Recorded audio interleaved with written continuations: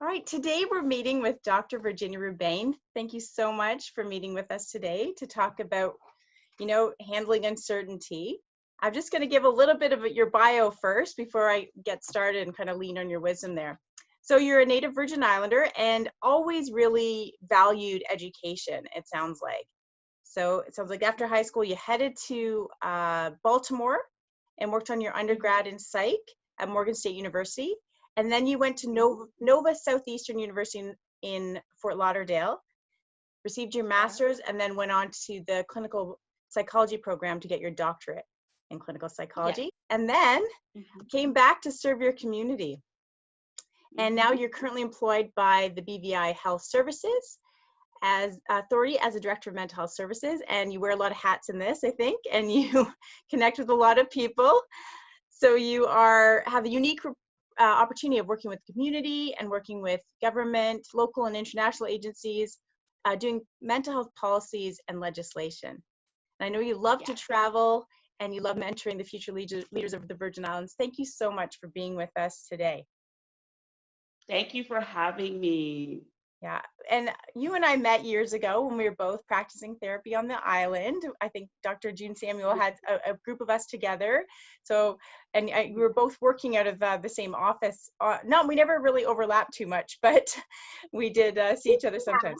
Yeah, we would pass, that's right, in the hall, whatever. Yeah, so nice to see you again. Really nice. And it's just so important when we're talking about uncertainty and all the things that have been going on to talk a little bit about mental health in this, right? Because it does get affected. So we really want to talk to you and get your expertise. And I guess my first question is, like, what have you noticed and what challenges have you seen for BVI Islanders, specifically, I guess, post Irma, but also COVID-19. And of course, we know that Irma wasn't the only thing happening. So maybe you could give a little bit of background to what you were experiencing, what you were noticing with others for challenges. Okay, so just to take us back to 2017, our disasters began with the floods. Right. We call it the floods of 2017. And then Maria came. So we had Hurricanes Irma and Maria with kind of Jose, sandwich in between. And for the past 2 years after the storm, we were trying to rebuild and get back to our newish normal. And I think the temperature at the end of 2019 was like, woo, we're through. These 2 years are over, right? We're rebuilding, things are getting back to normal. And then here comes COVID. And I think for a lot of people, myself included, we had a bit of denial and magical thinking. Right. Where I know I was saying, oh, well, it's in China and that's so far away. We don't have to worry about it here. And then when it came to the the Western Hemisphere, it was like, well, we're a small, tiny territory. It's not going to come here. Right. And then March came and it was in your face. And that was when we had our first lockdown. Yes. And I was in denial, I'll be honest. I did not prepare for the lockdown. I was like, oh, I have enough food to get me through the next 3 days. Right. And we ended up being locked in for 3 weeks. And as a result, I ended up being one of the persons out there with my sword and shield fighting to get some food. Yeah. And what struck me while I was there in the line with my mother, I had brought my mother with me, was how internal people's perspectives had become. After Irma and Maria, we were more community minded. We were a lot more sensitive to the needs of others and what was happening in our community. Right. And I think because Irma, the storm came, the damage happened, we understood what had happened, we knew what the damage was, and there was no question about what needed to be done. I think the difference with COVID is I'm standing here in this line to go into the grocery store, but I don't know the person's status next to me. And I think because we've had so much trauma, so many crises, so many disasters, I think people are just desensitized now. Yeah. on, what was it, Friday evening, we had an earthquake, and it was pretty loud and it was pretty long. Yeah. And I'm so over it all. I just messaged my friend and I said, can you just look out in the ocean and see if Godzilla is out there? Because I can't be bothered Clearly with that. that's next. Like, Yes. right. I expect to see Godzilla and Mothra fighting out in the ocean, because it's like you can't think of anything else that could possibly go wrong. Absolutely. So I think that people are a lot more internally focused. So it makes them less compassionate and less aware of what's happening with others around them. And so there's a irritability or a underlying tension that I didn't perceive during the hurricane, in the aftermath of the hurricane. Right. So it's this kind of like, maybe the hurricane felt even more that we're all in this together, where COVID hasn't been as clear. Like, it hasn't been as clear on how people are feeling or experiencing it, or how prepared or ill prepared they are. Yeah. And I'm very worried. I'm very worried about our adolescent and child population. I think they have probably been the ones that have been the greatest impacted by this. Like, right. They went on holiday from school and never got to go back. Like, their entire world has been changed. And it's even worse because they were the ones that were most negatively impacted by the storms. Yep. They had their school structures destroyed. And for some students, yeah, they have never been able to go back to school the way that they remembered school being. So I'm particularly concerned for our child and adolescent population, because a lot of parents are keeping them at home. So you query what's happening with them socially. And now we're not quite sure what's going to happen with the upcoming school year, because we're seeing what's happening in America, where they opened and then they had to close because of the outbreak of COVID. So I think things are still very confusing for them, particularly the little ones who have to do the online instruction. I'm a kindergartner. I just learned to poop and pee on my own. Now you want me to sit and manipulate technology. So I think that our kids have been the worst impacted by all of these crises that we've been seeing. So here you are, you've got your own stuff, right?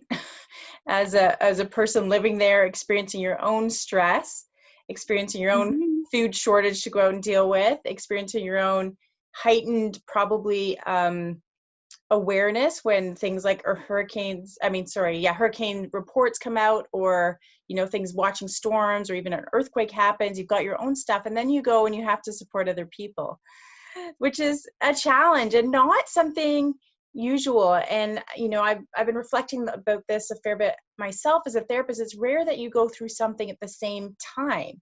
I mean, you as a professional may also have an addictions background or family issues or things that you could maybe relate, but not necessarily you're working on at the exact same time, to this extreme amount, right? So where everybody's kind of feeling the same thing and having the same issues. And, this would have been true for Irma on the island and all the other disasters around that, as well as with COVID. So how do you talk to families, part one, and part two, how do you do your own self-care in it? Well, I'll answer part two first, and then I'll go to part one. After this, my house, my newly built house that I hadn't moved into yet, I was just getting ready to move to, got destroyed by the storm. Oh. And that wasn't heartbreaking enough, because I was spearheading the UNICEF response, disaster response here in the Virgin Islands. I did not have the time to attend to my own house. Yeah. And I could remember, like 2-3 months after the storm, going to the Red Cross to get some tarps, because I hadn't even secured my house. And I get there, and one of the ladies says, "But Dr. Rubaine, what do you mean you don't have any tarps? It's 3 months after." And I say, "Yeah, it's been raining in my house for 3 months while I attend to other people." Yes. And that's one of the things, one of the sacrifices you make as a first responder. Yeah. you know, when you get into a helping profession, whether you're an EMT, a doctor, a nurse, a psychologist, whatever it is that you do, police officer, when you take that oath, you are agreeing that you're going to put the needs of the community before your own. And it was really, really stressful because I'm working, but I'm Yes. wondering, like, has raccoons moved into my house? Because I don't have the time or the wherewithal. Because remember, we didn't have any electricity, we had a curfew. So it wasn't even like I could finish working and go and And get over attend to there. the house. Yeah. Right. Hmm. So, you know, you just have to leave yourself for last if you're going to be effective. But eventually you have to take time. Right. And Or so there'll be that's what I nothing left ended to up give. doing. Right. So I ended up taking huge swatches of time Good. so that I could deal with my own Yeah. stuff. But I was only allowed to do that because I have a wonderful team of people that I work with that even when I'm not there, the train keeps going. Yes. So I'm very blessed in that respect. How do you talk to families? You know what? It's really on a case by case basis because each family has their own challenges. Right. Directly after the storm, I really focused my attentions on children and adolescents because I think with adults, you know, going back to Maslow's hierarchy of needs, Yes. if they don't have those bottom tiers of the pyramid attended to, food, shelter, security, Yeah. there's very little you can do for them psychologically. Yeah. And Absolutely. so I focus my attention on teachers and students. So I spend a lot of time doing interventions with our public and private school teachers. And then we were instrumental in getting the Return to Happiness program, which is the UNICEF Oh, fantastic. PFA Right. program for kids. Yeah. Mm-hmm. So we focused our attention on that, with the idea being that the kids would bring the intervention home to the parents, Mm-hmm. and that's how we would get mom and dad. And that Yeah. was very effective. That was Yeah. very Awesome. effective. Yeah. I think that I think people are still recovering from the storms. That's Yeah. my working Yeah. hypothesis. I think, Yeah. you know, you're driving around and you're still seeing homes that were completely destroyed, and some of them are now just being repaired 3 Yeah. years later. I think now when we get warnings about storms, it's just like whatever. It's, people are desensitized. Like Right. when you Yeah. face what you faced with those storms, you're just like, What can I do? it, Right. exactly. You know, if Godzilla and Mothra are in the sea fighting, there's nothing I can do about it. So I think people have detached in that respect. Mm-hmm. And I think it really informs their response to COVID, because when I drive around town and I see people not engaging in social distancing, I see people not wearing their masks, I see parties where I know it's impossible for them to social Right. distance, I say to myself, these people have given up the ghost. Yeah. They just, Yeah. they've given up the ghost because I think they feel very helpless. I think they Yeah. feel like, you know what? No matter what I do, it's going to be some kind of crap. So might as well I have fun. Yeah. It's a Yeah. hard place to be in, for sure. Yeah. Have It really is. Yeah. Yeah. Have you heard stories of hope and resilience that have really inspired you during this time? I mean, there's probably just unbelievable things that people have traversed in all this. So, has there been stories or situations or community partnerships that have really inspired you during this time? I think the unsung heroes in all of this have been kids. Right. You know, on the rare occasion that I do see them, because now they're scarce, you really don't encounter them the Right. way that they Yeah. I guess used to, not. because Yeah. parents are being very cautious. Hmm. But they're so hopeful, they're so happy. Hmm. They live in They the look moment. forward to, yes, yes, they enjoy what is happening in the present. I have a 9-year-old niece that spends every weekend with her grandma, and she's always like super happy. Like they go in the garden, they do activities together, but their favorite activity is watching all the Marvel movies together. And Right. invariably, they will call me to ask me, like, what did I think about Doctor Strange? And Yes. she said Captain America is boring. And I just look at the pure joy on her face and I'm like, dude, you don't know if you're ever going to see your friends again, but you're still happy. Yeah. Am I complaining? You know? Yeah. So I look to them. I look to them to keep that hope and to keep that exuberance about life, because my opinion, my life is coming to an end and theirs is just beginning. And the world as we know it is completely upside down. Like you have no idea what's gonna happen next. It's just, as you say, a time of uncertainty. Yeah. I'm seeing a lot of adults really worried about things like vaccines, the US election, whether I'll ever get to see my grandma again or see this person again. Should I risk going to New York to a doctor's appointment and possibly contracting COVID? Right. So you've definitely seen the anxiety for adults increase. I think the elderly are particularly vulnerable. Yeah.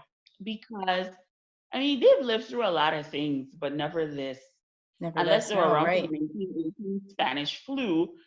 They've lived through a lot of things, and we saw a lot of elderly deaths after the storm.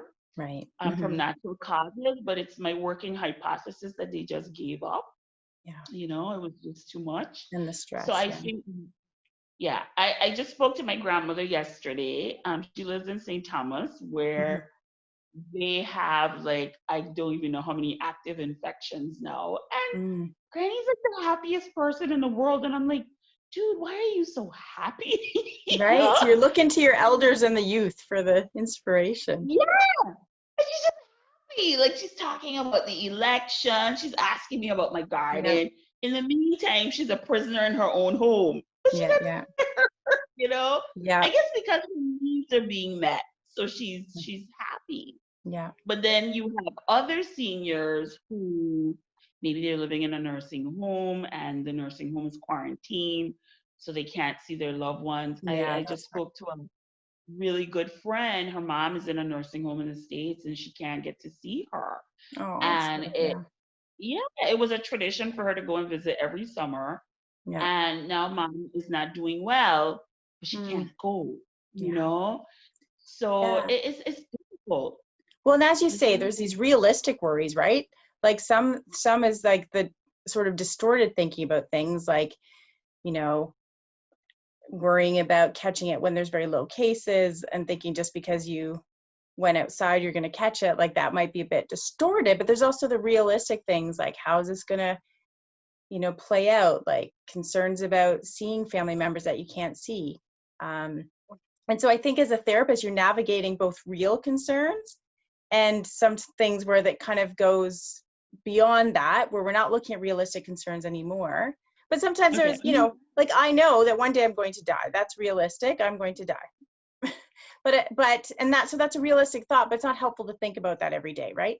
I could spend every day thinking I'm going to die. I'm going to die. You know, it's that managing realistics and the thought distortions, and we all do it, and we all get lots of those thoughts throughout our day. And then knowing when to challenge a thought and knowing when to just problem solve. And so that's probably what you're seeing a lot with clients, is sometimes saying, okay, yes, it's a problem, but is it helpful to think about that right now? Or what can we do? What are some pros we can do? So, I mean, so helpful that you're there supporting people. I'm sure, you know, the community is probably so grateful to have you. Any final thoughts? Anything to encourage people about walking through uncertainty? I think the best thing for dealing with uncertainty is to be as authentic as possible. And you just summarized this so wonderfully, like the distorted cognition. Does it really make sense to think about this right now? Realistically, what are my options? Right. But just being really honest about what's happening with you. Yeah. I think the other thing that COVID has brought to the forefront for a lot of people is the wellness or lack thereof of their relationships. And I think that's another stressor, and dealing with that. Yeah. And so people have had to face a lot of hard truths that they were avoiding for a multitude of reasons. And now COVID has come and ripped the Band-Aid off of a lot of things. So I think the best thing people could do is be really brutally honest with themselves about where they are emotionally, where they are psychologically, what resources they have available to them, and really surrounding themselves with a support network. That is so important. So important. Having people that you could talk with. You may not be able to socialize the way that you used to. Right. Somebody you can call a girlfriend and tell her to look into the ocean for you and say, "Is Godzilla here?" That's how you get support. Godzilla and Mothra, yeah, because I was just too tired to look. And of course, she laughed hysterically, but I was serious. The way 2020 is going, it's like, okay, that's just part of the course. So, having a social support network is so important during these times, and people that you can rely on. So that's what I would absolutely encourage people to do. For parents with children, when I was little, and I'm going to age myself, we had encyclopedias. Yeah, I remember. And Encyclopedia Britannica used to have the craft alive books. Remember that? Yeah. They were awesome. I just knew I was going to grow up to be some kind of crafty person. Anywho, what I liked about those books is that they were so creative and imaginative in the things that you could do.